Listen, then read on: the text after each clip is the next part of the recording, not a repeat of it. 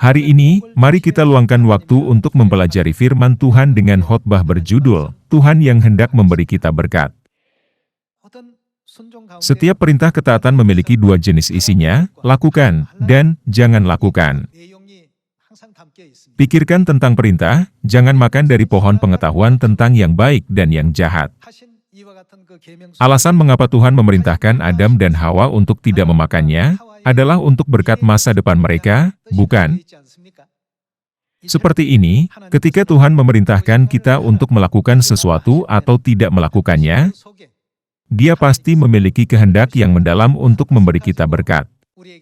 Pertama-tama kita harus memahami dan mengakui bahwa selalu ada kehendak Tuhan di balik segala sesuatu. Jika kita menempatkan pikiran dan pengetahuan duniawi kita di atas ajaran Tuhan, berpikir bahwa kita telah memperoleh banyak pengalaman dan pengetahuan tentang dunia, kita pasti akan menghadapi kesulitan dan kegagalan besar. Dengan kata lain, kemalangan akan mengikuti kita. Tidak hanya kemalangan jasmani tetapi juga kemalangan rohani akan mengikuti kita pada saat yang sama. Untuk alasan ini, kita harus selalu menganggap firman Tuhan lebih berharga daripada emas murni, seperti yang dilakukan Daud. Mari kita lihat ajaran Tuhan dalam Ulangan pasal 8, yang menerangkan kepada kita bahwa setiap firman yang diberikan Tuhan pada akhirnya akan membawa berkat bagi kita. Mari kita lihat Ulangan pasal 8 ayat 1. Segenap perintah yang kusampaikan kepadamu pada hari ini, haruslah kamu lakukan dengan setia, supaya kamu hidup dan bertambah banyak dan kamu memasuki serta menduduki negeri yang dijanjikan Tuhan dengan sumpah kepada nenek moyangmu. Mari kita beralih ke ayat 16. Mari kita lihat ayat 16. Dan yang di padang gurun memberi engkau makan mana, yang tidak dikenal oleh nenek moyangmu, supaya direndahkannya hatimu dan dicobanya engkau, hanya untuk berbuat baik kepadamu akhirnya. Di balik segala sesuatu yang dilakukan Tuhan kepada kita, selalu ada kehendak Tuhan untuk memberi kita berkat.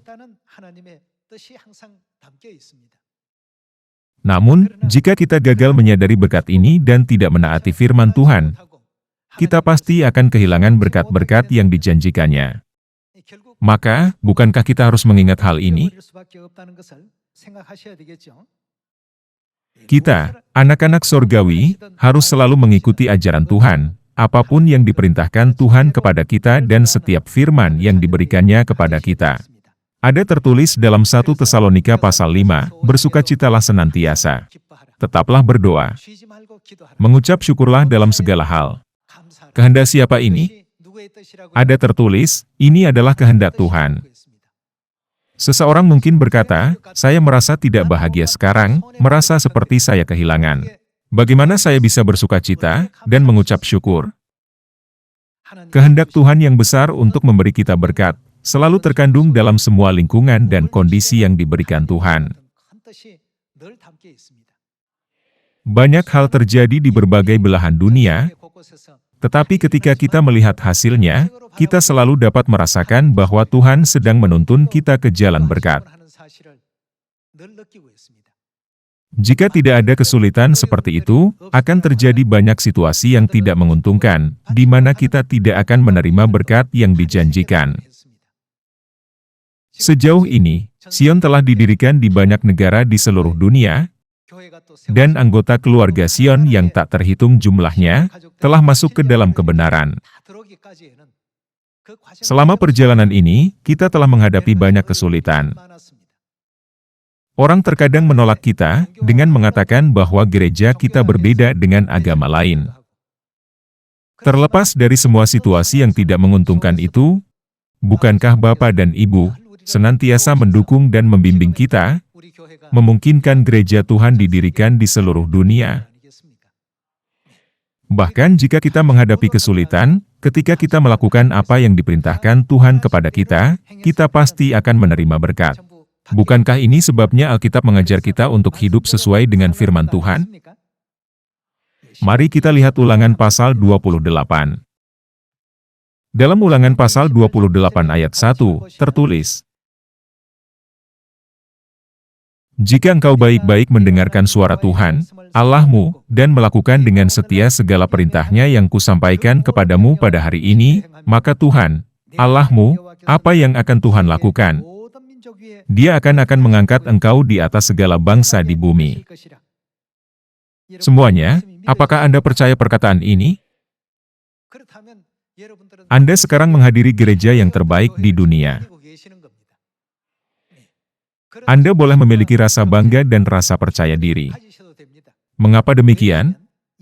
Siapa yang membuat janji ini? Tuhan kita membuat janji ini.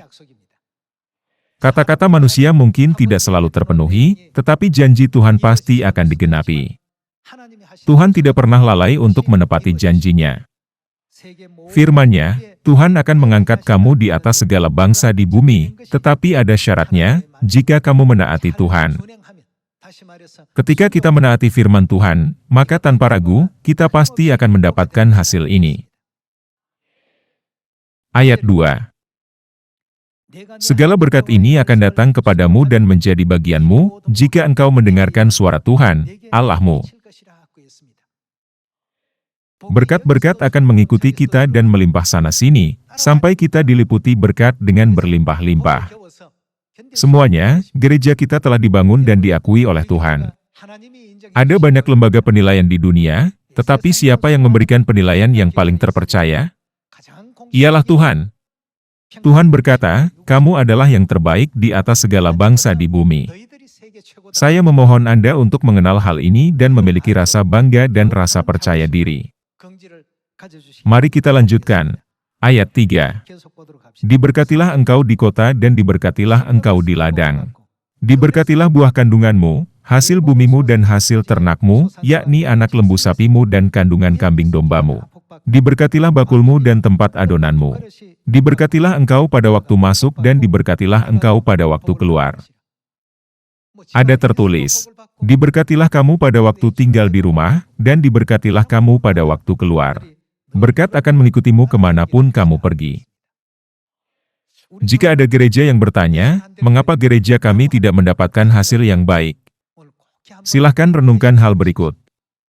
Ketika kita melakukan firman Tuhan, apakah ada sesuatu yang terlewatkan atau kurang dari kita? Jika Anda mengatasi masalah ini, Anda akan segera diberkati. Ini adalah janji yang dibuat oleh Tuhan kita, yang sama sekali berbeda dengan janji yang dibuat oleh manusia. Mari kita lihat contoh berbagai berkat yang Tuhan berikan kepada kita, melalui Maleakhi pasal 3. Maleakhi pasal 3. Mari kita lihat Maleakhi pasal 3 ayat 7. Sejak zaman nenek moyangmu kamu telah menyimpang dari ketetapanku, dan tidak memeliharanya. Kembalilah kepadaku, maka aku akan kembali kepadamu, firman Tuhan semesta alam. Tetapi kamu berkata, dengan cara bagaimanakah kami harus kembali? Bolehkah manusia menipu Allah? Namun kamu menipu aku. Tetapi kamu berkata, dengan cara bagaimanakah kami menipu engkau? Mengenai persembahan persepuluhan dan persembahan khusus. Kamu telah kena kutuk, tetapi kamu masih menipu aku, ya kamu seluruh bangsa. Bawalah seluruh persembahan persepuluhan itu ke dalam rumah perbendaharaan, supaya ada persediaan makanan di rumahku dan ujilah aku, firman Tuhan semesta alam, apakah aku tidak membukakan bagimu tingkap-tingkap langit dan mencurahkan berkat kepadamu sampai berkelimpahan? Mengapa Tuhan menetapkan peraturan persepuluhan? Kita dapat mengetahui melalui ayat ini, bahwa itu adalah untuk memberi kita berkat. Tuhan selalu dengan kemurahan hati seperti ini, memberi kita perintah dan ajarannya. Dia tidak pernah dengan tegas memerintahkan kita, untuk melakukan sesuatu demi keuntungannya sendiri. Mari kita lihat firman Keluaran pasal 20 ayat 8. Ingatlah dan kuduskanlah hari Sabat. Mari kita membaca ayat 11 tentang hari Sabat. Sebab 6 hari lamanya Tuhan menjadikan langit dan bumi, laut dan segala isinya. Dan ia berhenti pada hari ketujuh, itulah sebabnya Tuhan, apa yang dilakukannya? Tuhan memberkati hari Sabat dan menguduskannya. Saudara-saudari, bukankah peraturan persepuluhan adalah peraturan yang ditetapkan Tuhan untuk memberi kita berkat? Terlebih lagi, jelas tertulis dalam Keluaran pasal 20, bahwa hari Sabat juga adalah peraturan, hukum, dan ketetapan Tuhan untuk berkat kita, bukan? Mari kita beralih ke Yeremia pasal 31. Berikut juga catatan tentang peraturan yang ditetapkan Tuhan untuk berkat kita. Yeremia pasal 31 ayat 31. Sesungguhnya, akan datang waktunya, demikianlah firman Tuhan, aku akan mengadakan perjanjian baru dengan kaum Israel dan kaum Yehuda. Hukum perjanjian baru. Mari kita beralih ke ayat 34. Dan tidak usah lagi orang mengajar sesamanya, atau mengajar saudaranya dengan mengatakan, kenalah Tuhan.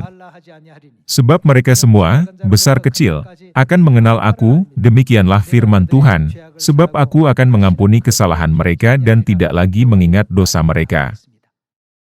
Mengapa Tuhan mengadakan perjanjian baru? Tuhan mengadakan peraturan tersebut untuk memberi kita berkat untuk pengampunan dosa. Kita harus ingat bahwa apapun yang Tuhan perintahkan untuk kita lakukan, kehendaknya untuk memberi kita berkat terkandung di dalamnya. Marilah kita menjadi anak-anak sorgawi yang taat pada ajarannya dan mengikutinya kemanapun Ia memimpin kita. Yeremia pasal 4 ayat 5. Beritahukanlah di Yehuda dan kabarkanlah di Yerusalem, tiuplah sangkakala di dalam negeri, berserulah keras-keras, berkumpullah dan marilah kita pergi ke kota-kota yang berkubu. Angkatlah panji-panji ke arah Sion. Cepat-cepatlah kamu mengungsi, jangan tinggal diam. Sebab aku mendatangkan malapetaka dari utara dan kehancuran yang besar.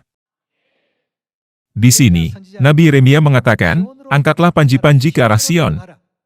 Masuklah ke dalam Sion, melarikan diri ke sana. Kalau begitu, berkat apa yang akan kita terima ketika kita datang ke Sion dengan ketaatan pada firman Tuhan? Mari kita membuka Mazmur pasal 133. Mari kita lihat Mazmur pasal 133 ayat 1. Sungguh, alangkah baiknya dan indahnya, apabila saudara-saudara diam bersama dengan rukun. Seperti minyak yang baik di atas kepala meleleh ke janggut, yang meleleh ke janggut Harun dan ke leher jubahnya. Seperti embun gunung Hermon yang turun ke atas gunung-gunung Sion. Sebab kesanalah, di mana tempat ini? Sion. Di Sion, Tuhan memerintahkan berkat. Berkat apa? Kehidupan untuk selama-lamanya. Dikatakannya, Tuhan menganugerahkan berkat yang berharga, hidup yang kekal di Sion. Oleh karena itu, bukankah kita sangat diberkati berada di Sion? Di manakah di dunia ini kita dapat menerima anugerah hidup kekal yang berharga, yang bahkan Kaisar Qin Shi Huang tidak dapat memperolehnya? Dengan mengikuti ajaran Tuhan, cepat-cepatlah kamu mengungsi ke Sion, jangan tinggal diam, kita telah menerima berkat kehidupan kekal di Sion.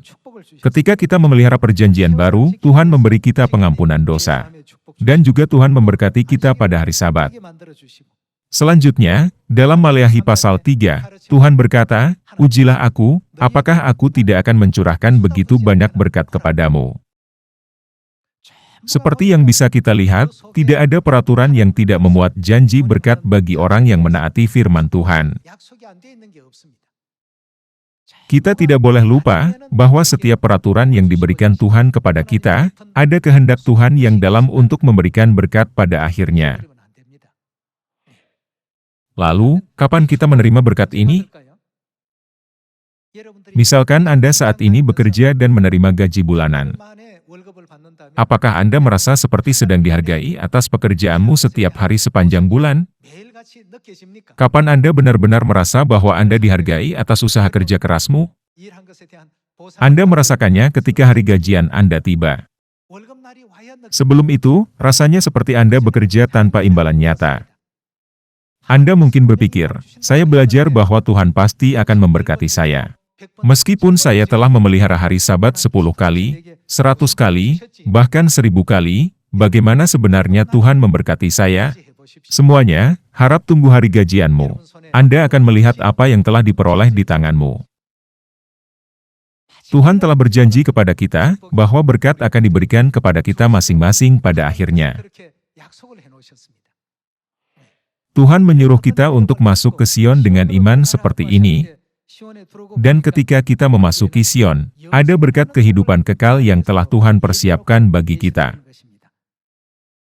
Selanjutnya, mari kita beralih ke Matius pasal 28 ayat 18. Pasal 28 ayat 18. Yesus mendekati mereka dan berkata, "Kepadaku telah diberikan segala kuasa di sorga dan di bumi.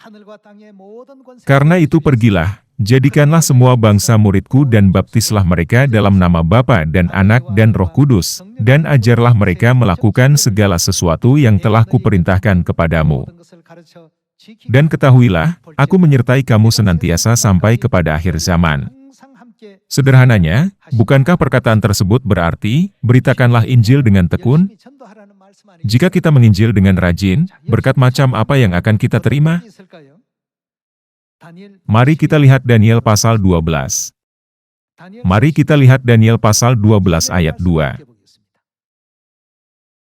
Dan banyak dari antara orang-orang yang telah tidur di dalam debu tanah, akan bangun, sebagian untuk mendapat hidup yang kekal, sebagian untuk mengalami kehinaan dan kengerian yang kekal.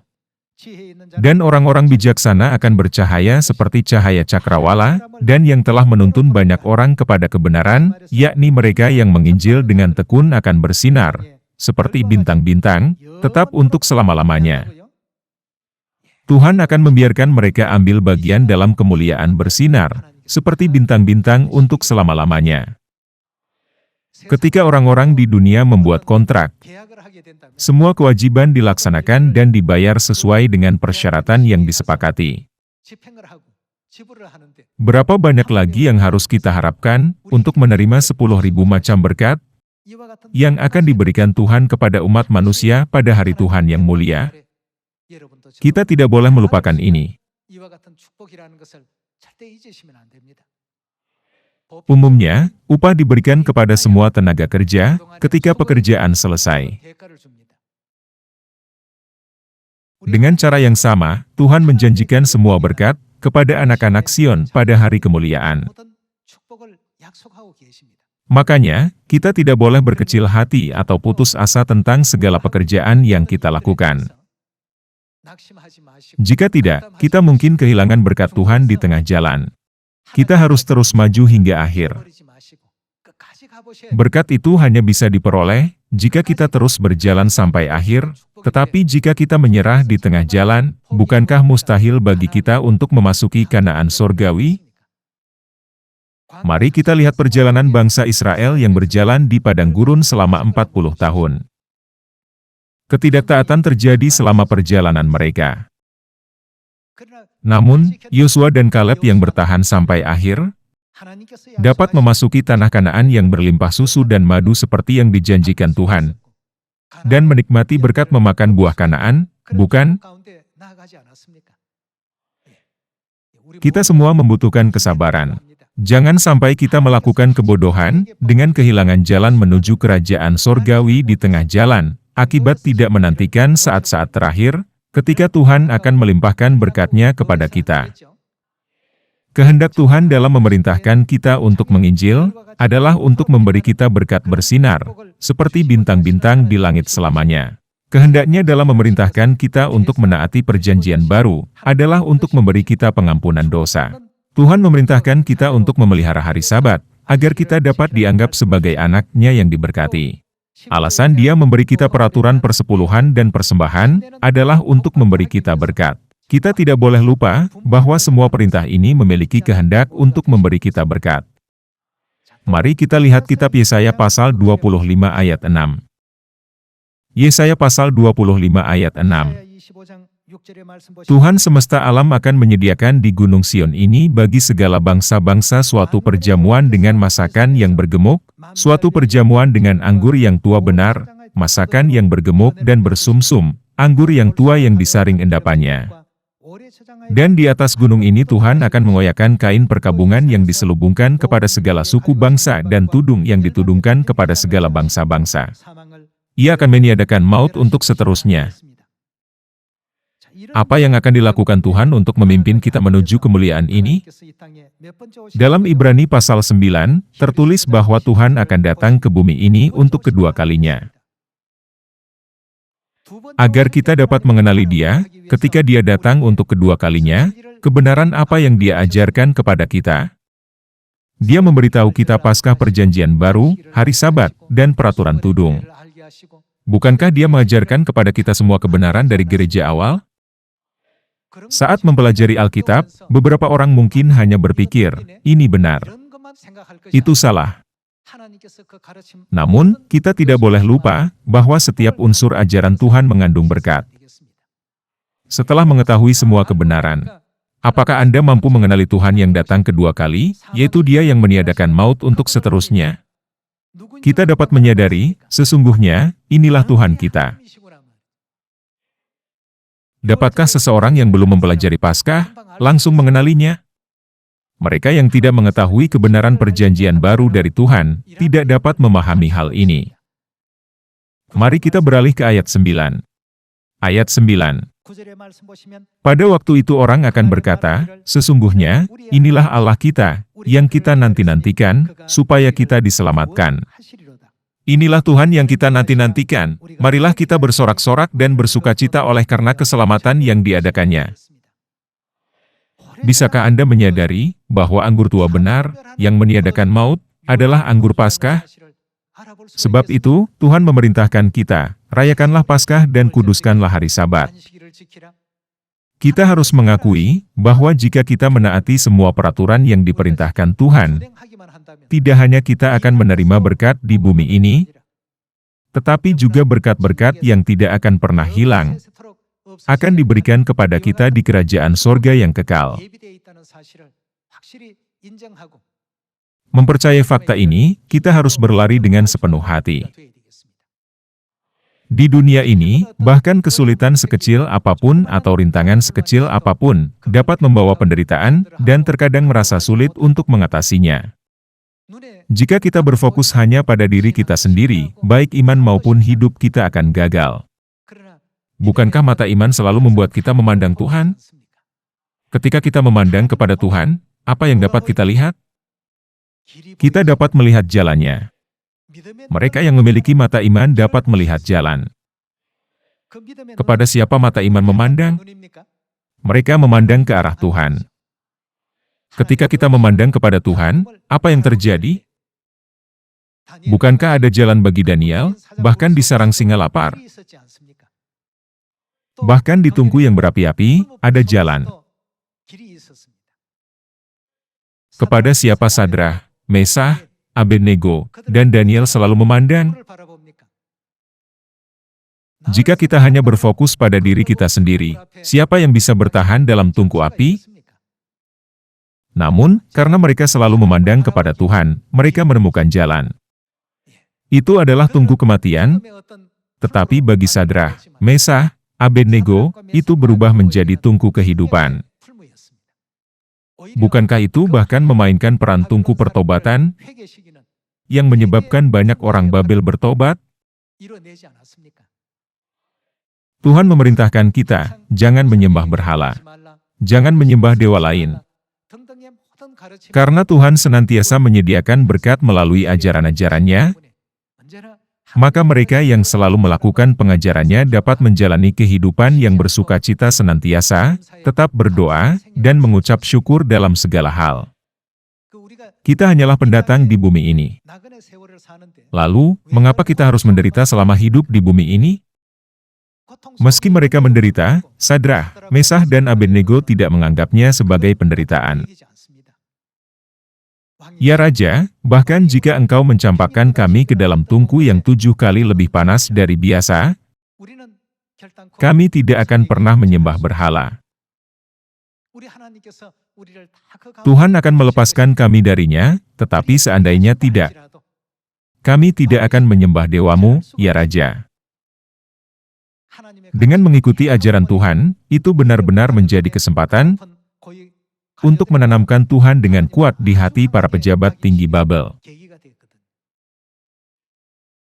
Mari kita semua selalu mengikuti ajaran Tuhan.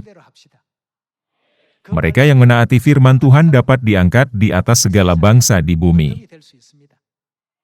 Gereja yang menaati firman Tuhan bisa menjadi gereja yang terbaik di dunia. Hari ini, mari kita mengukir ajaran ini dalam hati sekali lagi, dan memahami dengan benar bahwa setiap firman Tuhan mengandung kehendak-Nya untuk memberi kita berkat. Saya sangat berharap bahwa tahun ini, kita menaati dan mengikuti firman Tuhan tidak peduli apapun itu, apakah firman itu diberikan melalui Alkitab atau secara langsung di bumi ini. Tuhan selalu melimpahkan berkat melalui firman-Nya. Oleh karena itu, kita tidak boleh berpikir, menurut pendapat saya, ini akan lebih baik dari itu, dan itu akan lebih baik dari ini. Daripada mengikuti keinginan hati kita, jika kita berjalan menurut apa yang berkenan kepada Tuhan, kita akan berada di jalan yang benar, dan kita akan menemukan jawaban yang benar. Saat mengerjakan tes dengan pilihan ganda, 1, 2, 3, 4, terkadang Anda mungkin mengira jawabannya adalah 3, tapi ternyata 4, bukan? Atau terkadang, Anda mungkin mengira jawabannya adalah 4, padahal sebenarnya 1. Dia yang membuat pertanyaan mengetahui jawaban yang benar. Namun, mereka yang mengikuti tes, seringkali tidak tahu jawaban mana yang benar. Untuk alasan ini, kehendak siapa yang harus kita ikuti? Ketika Tuhan memerintahkan kita untuk memelihara hari Sabat, kita harus memeliharanya, dan ketika Tuhan memerintahkan kita untuk merayakan Paskah, kita harus merayakannya. Ini karena Tuhan adalah kebenaran. Tuhan selalu menjadi jawaban yang benar. Oleh karena itu, mari kita dengan benar melakukan kehendak Tuhan yang kudus, yang adalah jawaban yang benar senantiasa, sehingga kita bisa menjadi kepala dan bukan ekor dunia ini. Jika ada 10 berkat, berapa banyak yang ingin Anda terima? Saya ingin menambahkan 1.000 atau 10.000 lebih pada 10 berkat itu. Jika Tuhan telah menetapkan untuk memberi 10 berkat, saya ingin bertanya kepadanya, adakah cara agar saya dapat menerima 10.000 berkat? Karena berkat surgawi bersifat kekal. Berkat surgawi tidak seperti hal-hal duniawi yang menyenangkan hanya sesaat dan dilupakan, seiring berjalannya waktu. Bukankah tertulis di dalam Alkitab, bahwa kita akan bersinar, seperti bintang di langit untuk selamanya? Mempercayai firman tersebut, mari kita menggerakkan hati Tuhan tahun ini, sehingga Bapa dan Ibu akan berkata, kami bermaksud memberi kamu 10 berkat, tetapi kami ingin memberikan 10 berkat lagi kepadamu. Berharap bahwa kita akan membuat Tuhan terkesan tahun ini, saya hendak menutup khotbah hari ini. Terima kasih.